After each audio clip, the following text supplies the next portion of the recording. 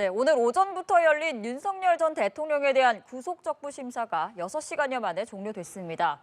윤 전 대통령은 신문 마지막 30분 정도 직접 발언을 하기도 했는데요. 현장에 나가 있는 취재기자 연결해 보겠습니다.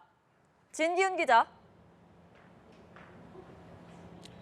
네, 내란 특검이 마련돼 있는 서울 고등검찰청에 나와 있습니다. 오늘 오전 10시 15분쯤부터 시작된 윤석열 전 대통령의 구속 적부 심사는 약 6시간여 만인 오후 4시 15분쯤 종료됐습니다. 중간에 휴식 시간을 제외하면 약 4시간 50분가량 진행된 건데요. 오늘 심사에 직접 출석한 윤 전 대통령은 막판 30분 동안 직접 발언에 나서면서 건강이 악화돼 거동이 불편한 상황이라는 등 자신의 건강 상태를 재판부에 직접 설명하기도 했습니다. 총 140여 쪽 분량의 PPT를 준비한 윤 전 대통령 측은 오전 신문에선 특검이 추가 기소한 범죄 사실이 소명되지 않고 구속영장 발부 사유인 증거인멸 우려에 대해서도 구체적으로 반박했습니다. 또 윤 전 대통령 건강 상태에 대한 객관적인 자료도 재판부에 제출했는데요. 이에 맞서 특검 측은 박억수 특검보와 조재철 부장검사 그리고 3명의 검사가 출석해 100여 쪽 분량의 PPT를 통해 구속 유지 필요성을 주장했습니다. 특히 서울구치소로부터 받은 윤 전 대통령의 거동에 문제가 없다는 답변 등 윤 전 대통령 건강 상황 자료를 재판부에 제출하기도 했습니다. 재판부는 신문 종료 후 24시간 이내에 석방 여부를 결정합니다.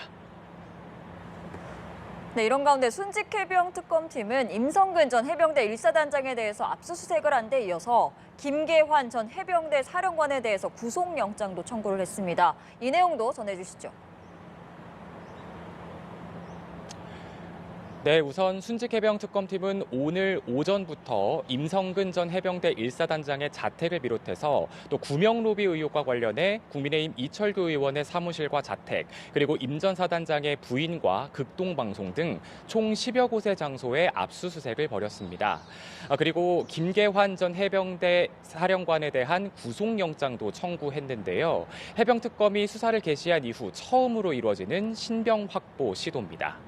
정민영 순직해병 특검보는 오늘 오전 브리핑에서 임성근 전 사단장과 그 주변 인물에서 시작해 윤 전 대통령 또는 대통령실 주변 인물까지 구명 로비가 연결된 정황을 확인했다며 사건의 중요한 시점마다 이들과 연락을 주고받은 당사자들 중 확인이 필요한 사람들을 대상으로 압수수색을 진행하고 있다고 설명했습니다. 윤석열 전 대통령에게 임 전 사단장에 대한 구명 로비가 이루어진 정황을 포착했다는 겁니다. 또 참고인 신분으로 이뤄지는 이철규 의원 압수수색에 대해선 2023년 해병 순직 사건 당시 전화통화와 메시지 내역 중 문제가 되는 시점이 있고 사건 관련자들과 연락한 정황을 확보했다고 밝혔습니다. 해병특검은 오늘 오후 김계환 전 해병대 사령관에 대한 구속영장을 청구하며 수사에 속도를 내는 모습인데요.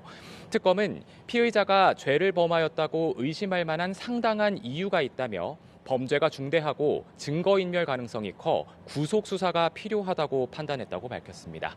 지금까지 서울 고등검찰청에서 연합뉴스TV 진기훈입니다.